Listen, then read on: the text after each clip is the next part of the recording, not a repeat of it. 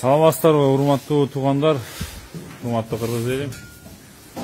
Şu Талас областында, Талас районунда Көктөкөй айылынын Картамбаев Жамболот жестебиз ушундай уй сарай салыптыр. Ошону тартып YouTube каналына киргизип коелу дедик. Балким биздин кыргыз бир туугандарыбызга үлгү болор. Кандай бир мождагы нерселер пайдасы жетет дегендей. Бул сарайдын узундугу 17 метр. Турасы 12 метр экен. Анан мынакей уйлар азыр берде асфальттын жанагы жалбырактарын жеп жатат. Уйлар тура турган бул жери 1 метр 5 сантиметрден экен. Мынакей өзүңүздөр көрүп тургандай. Ар бир акырдын ширинасы 1 метр 5 сантиметр.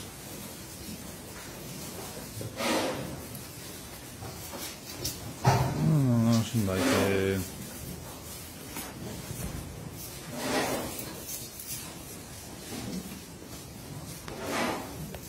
Üstü olsa zaливка.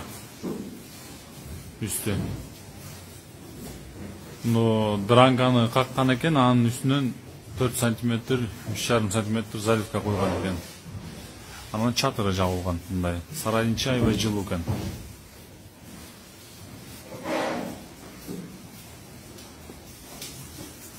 Hatta mындай терезелер бар экен. Жайында ачык оңго шамалдап турганга. Биянан 5 терезе, тиянан 5 терезе экен. Могу уй тура турган жери, тактайы. Тетиги акырын түбүнөн баштап, бияка чейин 2 метр 15 сантиметр экен. Биягын аябай ошо кенеңдиктир 2,15. Кийин дагы чоң уйлар болуп калат, кандай болуп калат.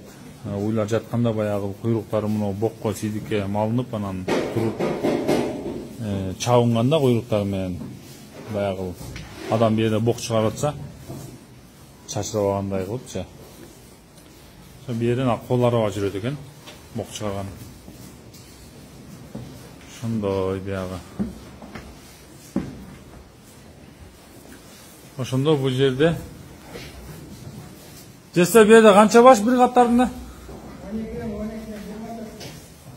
Бул катарда 12 баш экен. Биягында дагы 12 баш экен. Ой. Тиги жакты көрүп тургандай ачык экен, фронтон. Ошо бүтө эле экен, ошо жердин, ошо жердин жабылсаң, бул сарайдын ичи азыр деле жыпсыруу экен. Аяк жабылса ошо эле жүрүү болот окшойт. Бул ортодон скважина бурт эткен экен, суу чыгарган. Берге насос коюп суу соруп берип турат экен да. Биягынан колонка чыккан.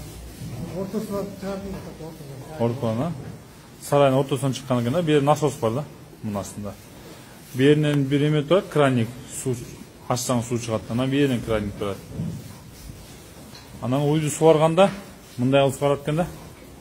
Могу жерде атайын өзү ойлоп неметиптир ушундай жолун. Чака менен бергенде кээ бир уйлар төгүп салат, акырдын ичинин баары суу болуп, тоң болуп, кышында тоңот экен да. Анан бул жерде мондай араба жазып туруп, биягы ролик экен, биягы да ролик.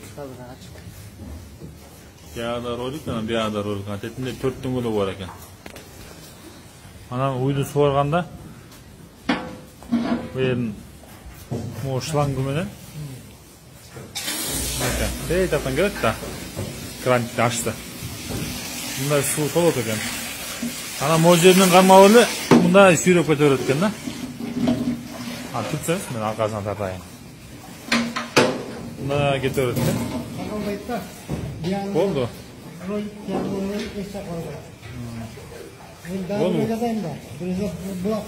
Az bir önünüz yaptır, uşunu bir yaka eksperiment kılıp koysa aybay jakşı boluptur mынакей уйларды. Ошодон эле суу учуп кете берет экен. Бas.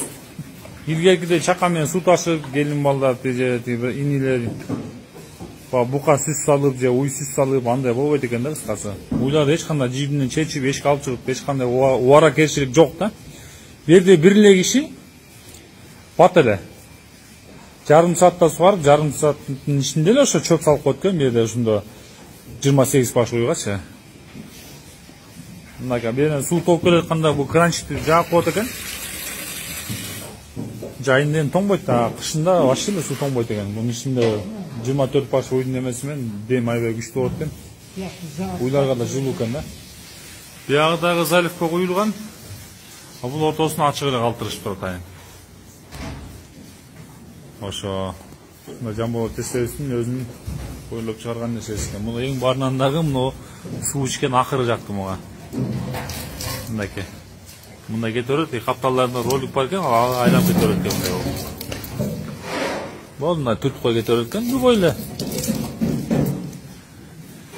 5-6-касын окутсуз эле, мына акырын тартып эле, букаларга суу бере берет. Бука эң башкысы бул жака өтүп кете албайт экен, мунун оозу астында тыян өркөчүн такап, муну моюн өстүрөт экен. Ошондой туугандар, кимге жакса класс басып, ушу жалпы Кыргыз элине таратып койсоңор болот. Балким кээ бирлерге ушундай пайдасы тие тургандай сарай болуп салынган балким. Мынакей биян баары жаркыраган свет. Эми таза экен да, жакшы аябай.